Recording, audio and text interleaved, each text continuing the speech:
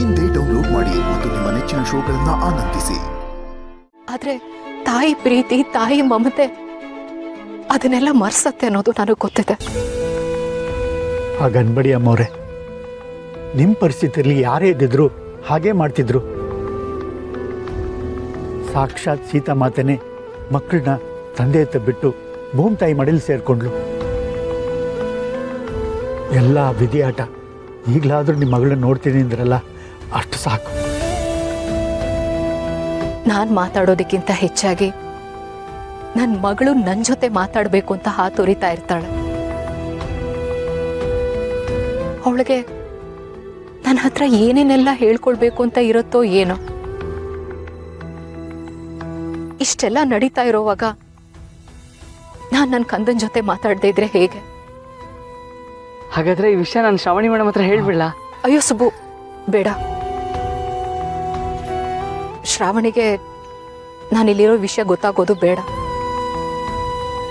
ಶ್ರಾವಣಿಗೆ ನಾನಿಲ್ಲಿರೋ ವಿಷಯ ಗೊತ್ತಾದ್ರೆ ಖುಷಿಯಲ್ಲೋ ಆವೇಶದಲ್ಲೋ ಅವಳು ನನ್ನನ್ನು ಬಿಟ್ಟು ಒಂದು ಕ್ಷಣನೂ ಇರೋದಿಲ್ಲ. ಆಗ ನಾವು ಮುಂದೆ ಏನೇನು ಮಾಡಬೇಕು ಅಂತ ಅಂದ್ಕೊಂಡಿದ್ದೀವೋ ಅದಕ್ಕೆಲ್ಲ ಸ್ವಲ್ಪ ಕಷ್ಟ ಆಗ್ಬೋದು. ಅಂದ್ರೆ ನೀವು ಶ್ರಾವಣಿ ಅಮ್ಮವ್ರ ಹತ್ರ ಮಾತಾಡೋದು ಹೇಗೆ ಅಮ್ಮವ್ರೆ? ನಾನು ಅವಳ ಜೊತೆ ಮಾತಾಡೋದು ಅವಳಿಗೆ ನಂಬಕ್ಕಾಗದೇ ಇರೋ ರೀತಿ ಇರಬೇಕು. ಅವಳ ಕನಸೆಲ್ಲ ನಿಜ ಆಗ್ತಿದೆ ಅಂತ ಅವಳಿಗೆ ಅನ್ನಿಸ್ಬೇಕು. ನಿನಗೆ ಅರ್ಥ ಆಗ್ತಿದ್ಯಲ್ವಾ ಸುಬ್ಬು? ಆಯ್ತಮ್ಮರೆ, ಶ್ರಾವಣಿ ಮೇಡಮ್ಮು ನಿಮ್ಮನ್ನು ಭೇಟಿ ಆಗೋದಕ್ಕೆ ಎಲ್ಲ ವ್ಯವಸ್ಥೆನೂ ನಾನು ಮಾಡ್ತೀನಿ. ಯುದ್ಧ ಶುರು ಮಾಡೋದಕ್ಕೆ ನಾನೀಗ ಶತ್ರು ಕೋಟೆಗೆ ಕಾಲಿಡ್ತಾ ಇದ್ದೀನಿ. ಆದ್ರೆ ಅದಕ್ಕೂ ಮುಂಚೆ ನಾನು ನನ್ನ ಮಗಳ ಜೊತೆ ಪ್ರೀತಿಯಿಂದ ಮಾತಾಡಿ ಹೋಗ್ತೀನಿ.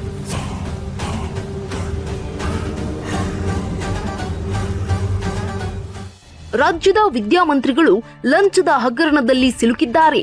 ಶಿಸ್ತಿಗೆ ಪ್ರಾಮಾಣಿಕತೆಗೆ ಹೆಸರುವಾಸಿಯಾಗಿದ್ದ ವೀರೇಂದ್ರ ಸರ್ ದೇಸಾಯಿ ಸರ್ ಅವರು ಕೋಟ್ಯಾಂತರ ರೂಪಾಯಿ ಲಂಚ ತೆಗೆದುಕೊಂಡಿದ್ದಾರೆ ಎಂಬ ಗಂಭೀರ ಆರೋಪಗಳು ಕೇಳಿಬರ್ತಾ ಇವೆ. ಅವರ ರಾಜಕೀಯ ನಡೆಯಲ್ಲಿ ಇದೇ ಮೊದಲ ಬಾರಿಗೆ ಕಪ್ಪು ಚುಕ್ಕೆ. ನೀವಿಷ್ಟೊಂದು ನಂಬ್ಕೊಂಡು ಸಪ್ಪು ಕೂತ್ಬಿಟ್ರೆ ಮನೆಗೆ ಗರ ಬಡ್ದಂಗೆ ಆಗ್ಬಿಡುತ್ತೆ. ಸಮಾಧಾನ ಮಾಡ್ಕೊಳ್ಳಿ. ಅತ್ತೆ, ಈ ಮನೇಲಿ ಯಾರಾದ್ರೂ ಸಪ್ಪಗಿದ್ರೆ, ಯಾರಾದ್ರೂ ಬೇಜಾರಾಗಿದ್ರೆ ಅವ್ರಿಗೆ ಸಮಾಧಾನ ಮಾಡೋದಕ್ಕೆ ನೀವಿದ್ದೀರಾ. ತಾಯಿ ಪ್ರೀತಿ ತೋರಿಸ್ತೀರ. ಒಂದ್ ಮನೇಲಿ ಎಷ್ಟೇ ಕಷ್ಟಗಳಿದ್ರು ಆ ಮನೇಲಿ ಒಬ್ಬ ಗೃಹಿಣಿ ಇದ್ರೆ ಆ ಮನೆಗೆ ಎಷ್ಟೋ ಶಕ್ತಿ ಅಲ್ವಾ? ನಮ್ಮ ಮನೇಲಿ ಚಿಕ್ಕಮ್ಮ ಇದ್ದಾರೆ ನಿಜ, ಆದ್ರೆ ಅಪ್ಪ ಈ ಪರಿಸ್ಥಿತಿಯಲ್ಲಿರುವಾಗ ಅವ್ರ ಜೊತೆ ಮಾತಾಡೋದಕ್ಕೆ, ಅವ್ರಿಗೆ ಸಮಾಧಾನ ಮಾಡೋದಕ್ಕೆ ನಮ್ಮಮ್ಮ ಇರ್ಬೇಕಾಗಿತ್ತು. ಅಮ್ಮ ಇದ್ದಿದ್ರೆ ಹೀಗೆಲ್ಲ ಆಗ್ತಾ ಇರ್ಲಿಲ್ಲ. ಅಮ್ಮ ಹೀಗಾಗೋದಕ್ಕೆ ಬಿಡ್ತಾ ಇರ್ಲಿಲ್ಲ. ನಿಜ ಶ್ರಾವಣಿಯಮ್ಮ, ನಿಮ್ಮ ತಾಯಿಯವ್ರ ಬಗ್ಗೆ ನಾನು ತುಂಬ ಕೇಳಿದ್ದೀನಿ. ಚಲವಂತೆ, ಏನು ಅನ್ಕೊಂತಾರೋ ಅದು ಮಾಡೋ ತನಕ ಬಿಡ್ತಿರ್ಲಿಲ್ವಂತೆ.